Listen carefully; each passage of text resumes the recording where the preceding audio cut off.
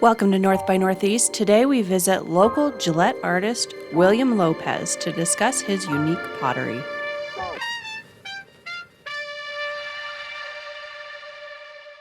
My full name is William Lopez. I'm born and raised here in Gillette, Wyoming. I did my 4 years at the Black Hills State University, where I got my studio and fine art degree. The whole time while I was there, my emphasis was already ceramics, so I kind of knew that I wanted to do ceramics even during college and outside of college as well. All my family is pretty much from Gillette. I've been living here for quite a while, but I mean, other than going to college and moving around a little bit, I was kind of gone for like 6 years or so. I currently work at the Ava Community Arts Center, kind of getting most of my work done here, which you are in the studio right now.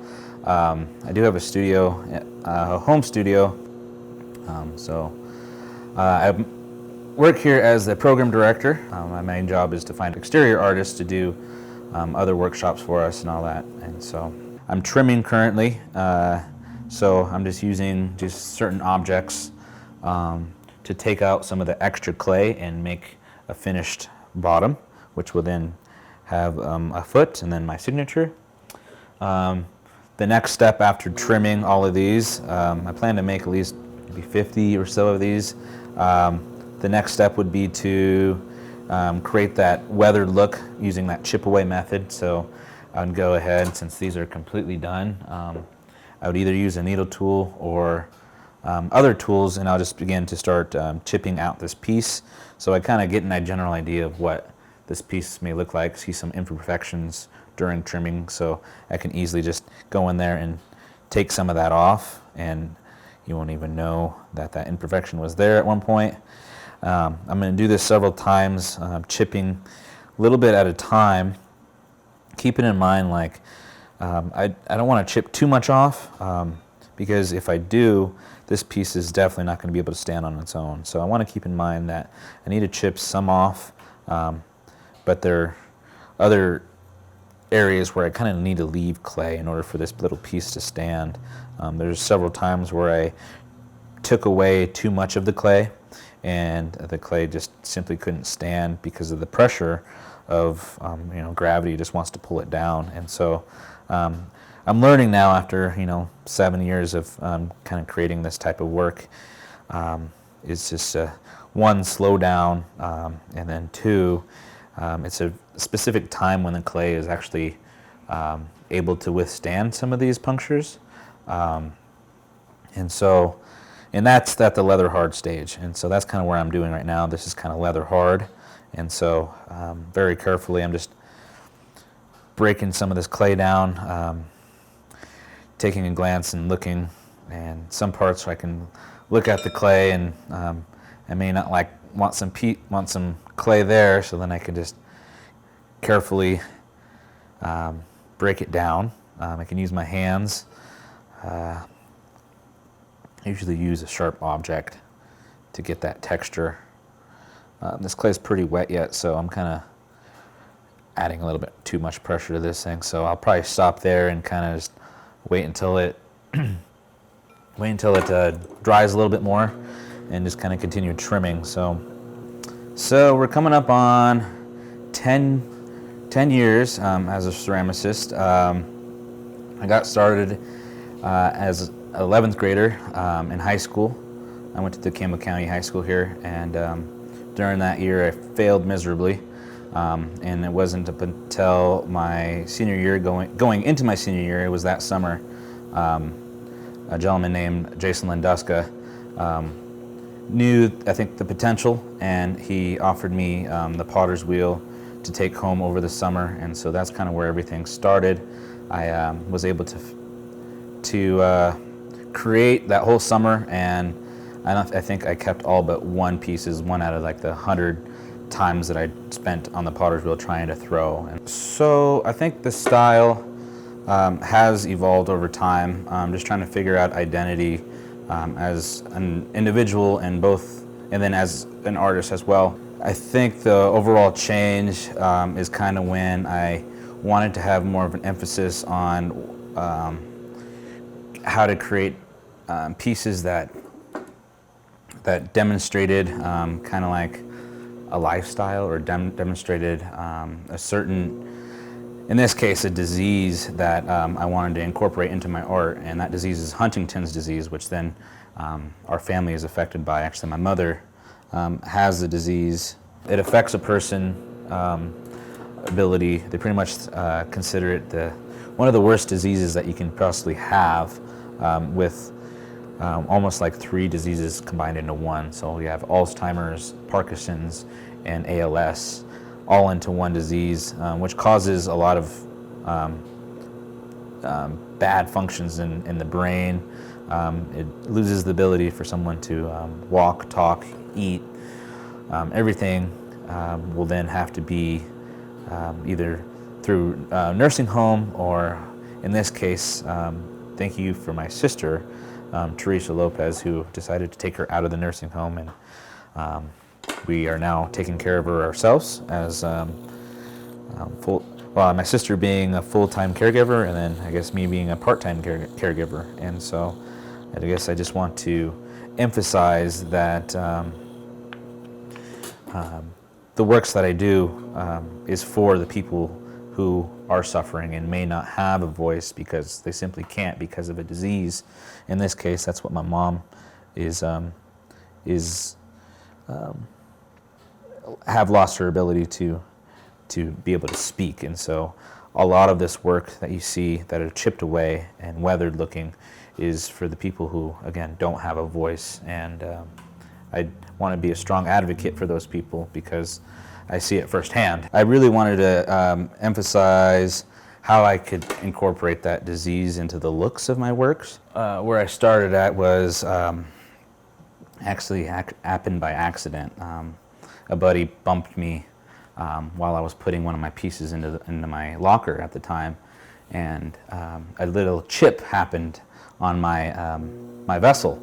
And I was just like, oh, that's interesting. And so I kind of went along with that, and also did some studies on it as far as like what it looks like. Is it appealing to me? Is it fun to make? Is it appealing to the audience? And so far to this day, it's just been kind of like a ongoing technique I've been doing, and that's called chip away, where I'm just use a sharp tool such as a needle tool or a knife, something that can puncture the clay multiple times and just kind of show that weathered look, and that kind of emphasizes that Huntington's disease. So specific pieces I think I find most appealing to myself and involved in like creating and finishing and doing the whole start to finish is the pieces that are the chipped away pieces that I've been doing. I find myself having numerous emotions while creating them, whether that's wheel throwing or chipping away at the vessel. I like to show that negative space with the composition. And on to the next step, like the firing methods. I really like to create a piece that can initially feel like it may or may not break, like that 50-50 chance of actually surviving, making and into the next firing process, such as like finishing and all that. So pieces that inspire me, I think the most, I think has to do with a lot of just like being in the local portion. I really am a huge advocate for being local. I really find inspiration on friends and art friends, and even things that you don't necessarily consider art. I like to consider art, such as like dancing and singing and sports and playing instruments. All of it has a connection, and I think all that being said, all of it is an inspiration to me. So when I share my work and when I display my work, that all started back in pretty much in high school when I sold my very first piece. I was really excited that someone had interest in my work. And from then on, I just kind of like wanted to create, and I did some of the local Gillette shows such as the Donkey Creek Festival, the Culture Festival at the time. I showed here at the Ava Community Arts Center, and then kind of continued on as I went to college. I was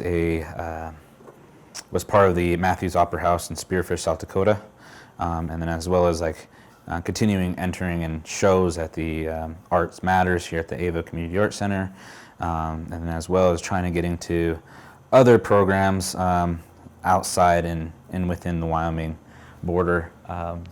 How I feel when I do the events and when I'm part of them, it kind of goes back to that reflection of that local.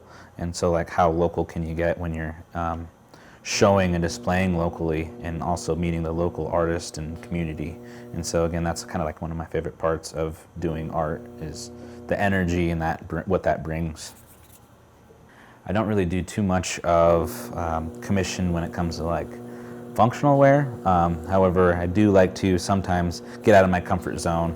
So it's a little bit of a 70-30 of it being inspiration versus commission work. Some tips that I would give them starting out in pottery would be once you fail on the potter's wheel, which you probably will,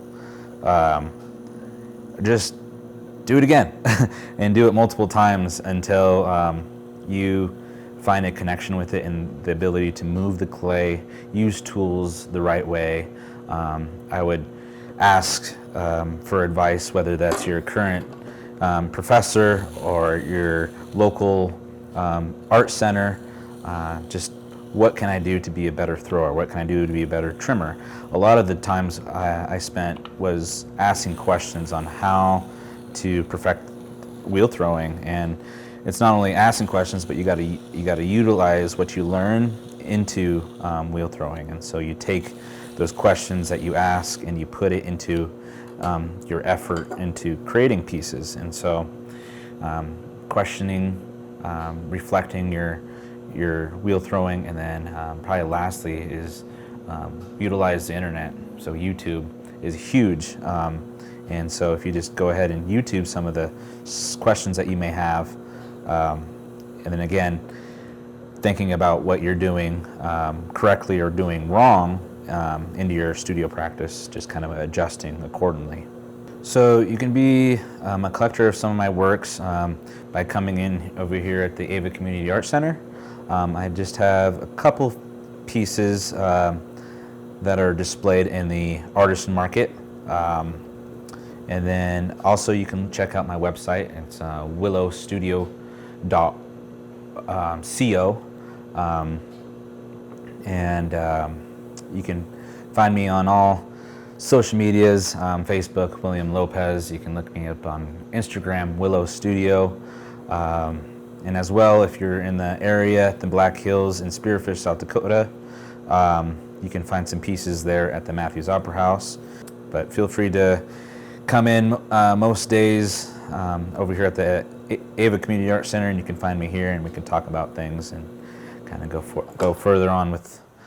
If you want some sort of a commission piece, you might get lucky. I think the biggest inspiration, and she is not an artist, at least she may not think she is, but that would be my mother.